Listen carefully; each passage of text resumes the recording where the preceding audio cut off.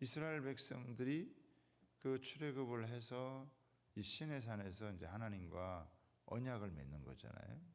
이 언약을 맺을 때 하나님께서 이 이스라엘 백성들을 이제 어떻게 불러주었는지에 대한 것을 이제 나누는 것입니다. 근데 이게 이스라엘 백성들 가슴 속에는 결코 잊어버려서는 안 되는, 또 잊을 수 없는, 전쟁을 하고 또 승리해서 땅을 차지하고 이렇게 살아가지만 또 그들이 기업을 얻어가지고 이제 농사도 짓고 앞으로 이제 생활이 많이 달라지고 변화가 있을 것이잖아요. 그러나 그들 마음 가운데 하나님 주신 정체성이라는 게 있어요. 정체성. 그렇죠? 하나님 우리를 왜 불러주셨느냐? 우리가 누구냐라고 하는 것에 대해서 하나님께서 이 말씀을 통해서 여러분 주시는 겁니다. 자, 여기 보면은 3절에 보면은 이렇게 나옵니다. 모세가 하나님 앞에 올라가니 여호와께서 산에서 그를 불러 말씀하시되 너는 이같이 야곱의 집에 말하고 이스라엘 자손들에게 말하라. 여러분, 야곱의 집과 이스라엘의 여러분 자손들, 이렇게 그냥 뭐 이스라엘 자손에게 이렇게 하면 될 텐데 두 가지 표현을 쓴다는 거예요.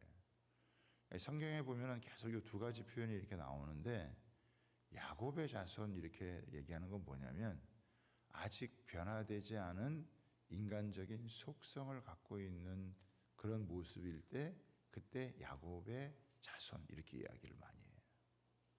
그런데 이스라엘 자손이다 라고 얘기했을 때는 뭐예요? 구원받은 여러분 하나님의 백성. 그렇죠? 그러니까 아직 변화되지 않고 그렇게 백성답지도 않지만 하나님이 어떻게 해요? 그들을 부르셔서 그들을 하나님의 백성으로 삼으시고 또 백성답게 만들어 가시는 거예요. 그러니까 우리 안에도 이런 게 있다고요.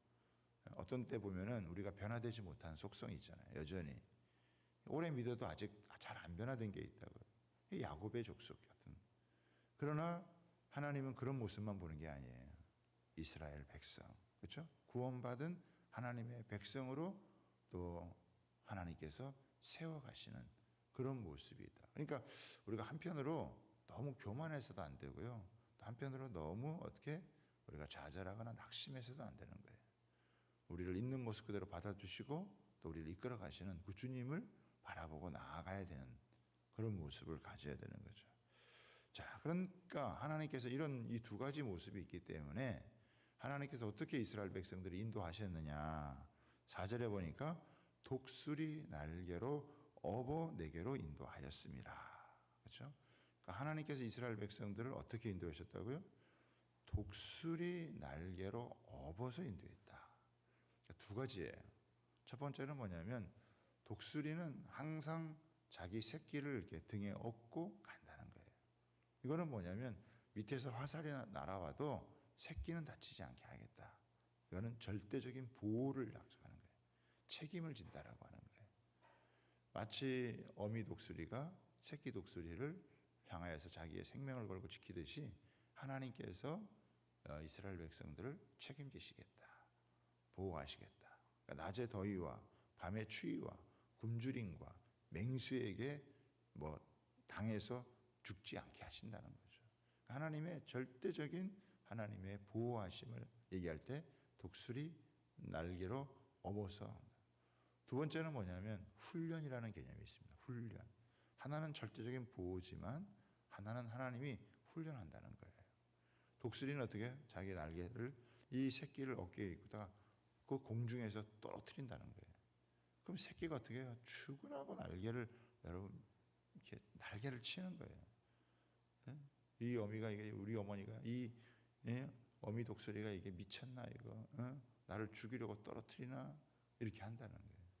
그런데 그 떨어지는 과정을 한 번만 하는 게 아니라 몇 번 걸친다 얘기해서 그럼 죽는 줄 알고 하는데 얼마나 날개짓을 하겠어요. 그래도 날개짓 잘 안 되니까 떨어져서 땅에 부딪힐만 하면 다시 이렇게 낚아채가지고 다시 올라가고. 그러면 이 새끼 독수리는 엄청 놀라겠죠. 그러니까 몇 번 반복하면 그다음에 날개가 생기는 거예요. 그래서 이제는 떨어뜨려도 유의 날아가는 그런 새가 되는 거예요. 그러니까 믿음의 훈련을 하는 거죠. 그러니까 하나님께서 이스라엘 백성들에게 자꾸 어려움을 줬단 말이에요.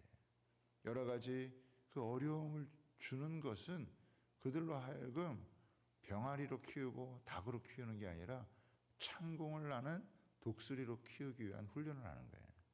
하나님을 믿고 믿음의 삶을 살아가서 진짜 하나님 백성다운 그런 모습을 가지게 하는 훈련. 그러니까 한편으로는 하나님의 절대적인 보호하심이 있지만 여러분 뭐 돈이 없어서 죽는 게 아닙니다. 굶주려 죽지 않아요. 맹수에게 물려 죽지 않습니다. 그냥 죽지 않아요.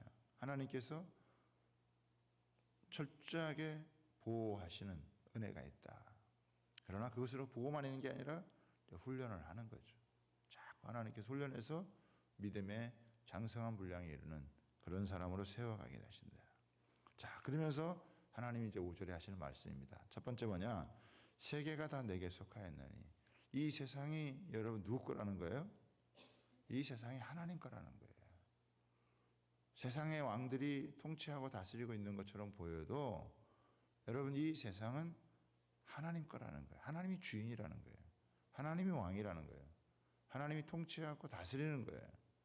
그런데 악한 사단 마귀의 지배를 받은 악한 왕들이 마치 자기들 것인 양 착각을 하고 다스리고 여러분 있는 거죠. 그러나 세계는 하나님께 속한 것이다. 저 북한도 하나님께 속한 것이다. 저 러시아도 하나님께 속한 것이다. 일본도 하나님에게 속한 것이다. 우리 대한민국 하나님에게 속한 것이다. 하나님은 하나님의 것을 빼앗기지 않는다라고 하는 거예요. 그래서 이 세계가 다 내게 속했는데 너희가 내 말을 잘 듣고 내 언약을 지키면, 다시 말하면 하나님의 말씀을 청종하고 하나님께서 주신 언약을 여러분 지키는, 하나님 왜 불러주셨느냐? 하나님의 말씀을 듣게 하고 하나님의 언약 가운데 살게 하도록 하나님이 불러주셨다라고 하는 거예요. 그렇게 해서 어떻게 하겠느냐? 첫 번째, 두 가지가 있는데 첫 번째입니다. 너희는 모든 민족 중에서 내 소유가 되겠고, 여러분 이게 가장 중요한 거죠. 여러분 세계에는 굉장히 많은 민족이 있어요. 엄청나게 많은 여러분 민족이 있고 지금도 여러분 200개가 넘는 나라가 있단 말이죠. 그런데 그 당시 이스라엘 백성들에게 하나님께서 수많은 민족, 가나안 부족에도 22개나 되는 왕들이 30개가 넘는 왕들이 있고 했잖아요. 그런데 하나님께서 너희는 모든 민족 속에서 내 소유, 하나님의 소유가 되겠다. 이 하나님의 소유가 세큘라라고 하는 단어인데 이 세큘라라는 단어는 뭐냐면 보물이라는 거예요. 너는 나의 보물이다라고 하는 거예요. 하나님께서 이스라엘 백성들을 세계 모든 민족의 수많은 민족보다도 여러분 가장 귀하게 여기는 보물로 삼는다는 거예요. 하나님의 말씀을 청종하고 언약 가운데 살아가면 하나님께서 우리를 당신의 보물로 여긴다는 거예요. 내가 너를 지명하여 불렀나니 너는 내 것이라 할 때, 내 소유가 되고 내 것이라고 할 때 하나님이 가장 아끼시는 사람이라는 거예요. 가장 아끼는 민족이 된다는 거예요. 여러분 이게 얼마나 중요해요.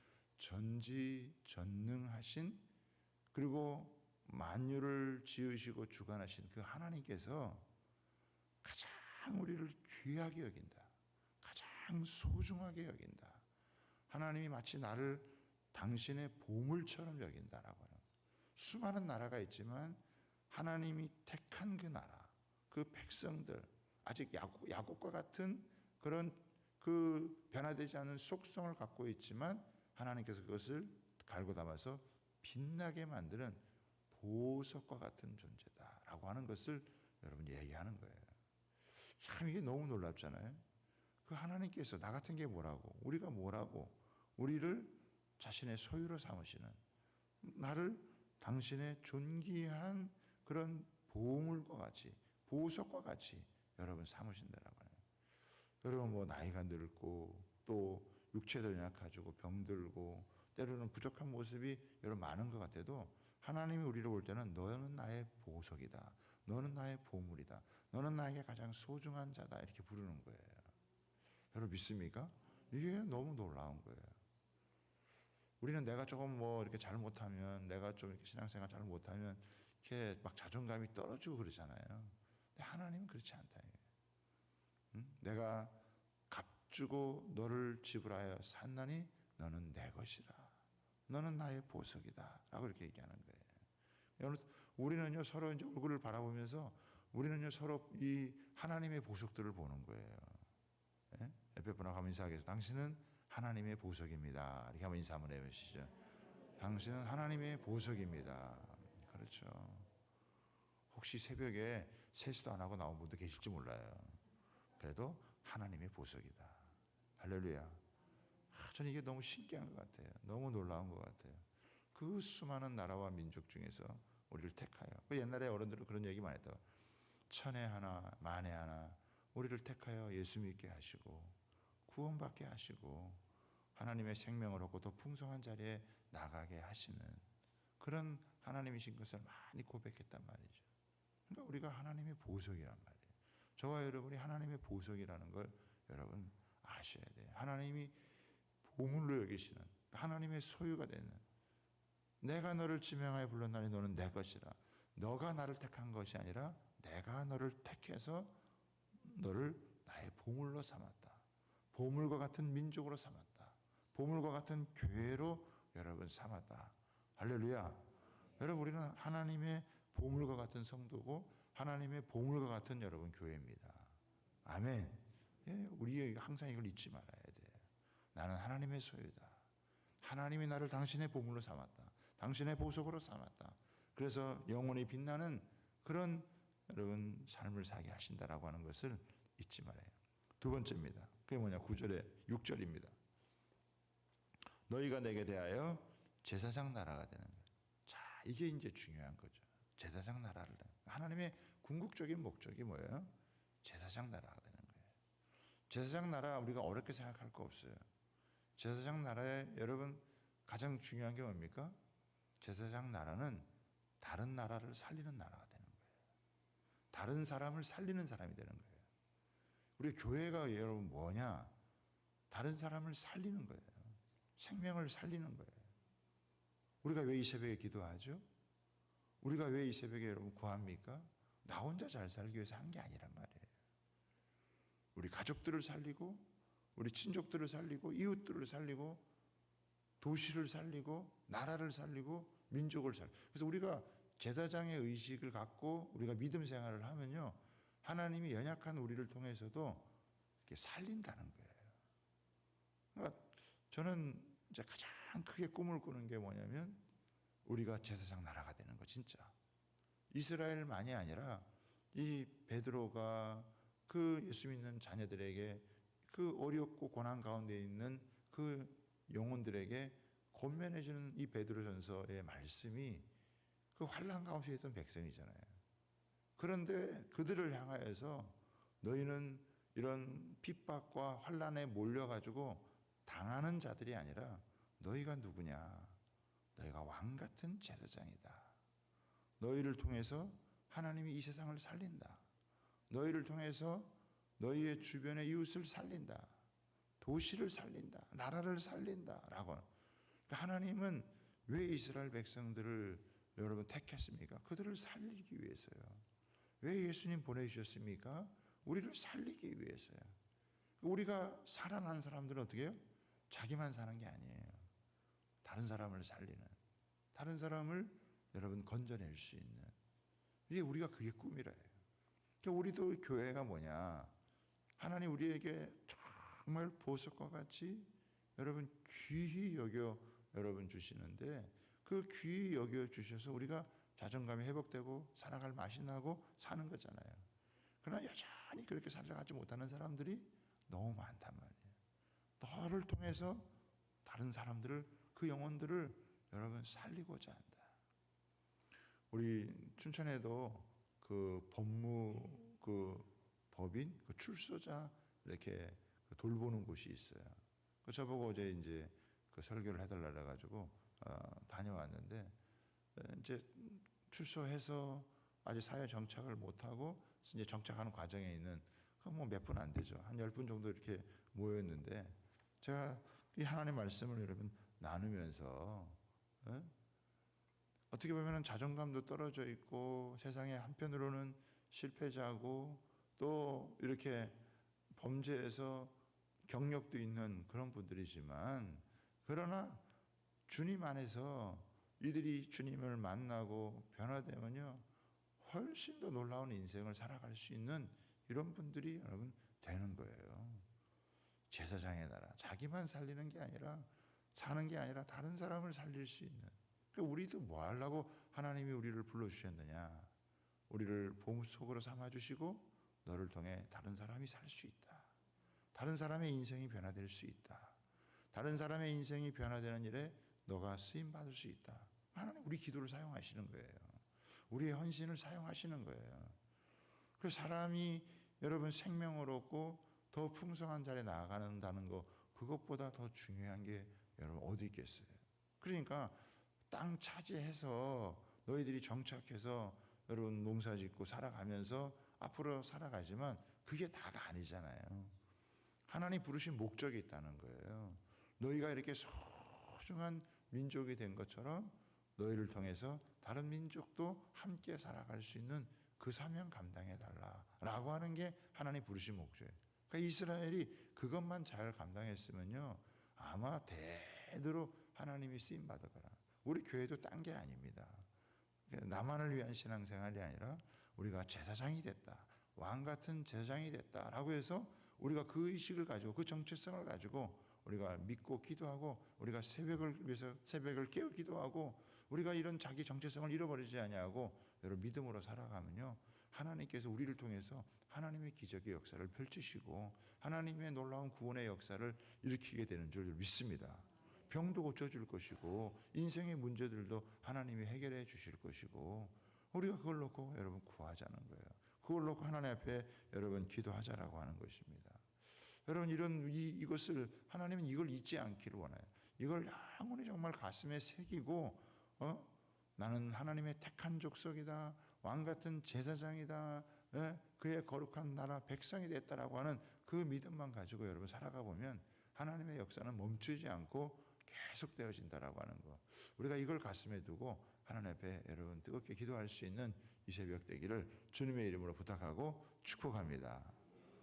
어제는 우리 또 셀리다오가 인턴이 나와가지고 앞에서 기도하, 저도 얼마나 열심히 기도했더니 옷이 다 흠뻑 젖었어요.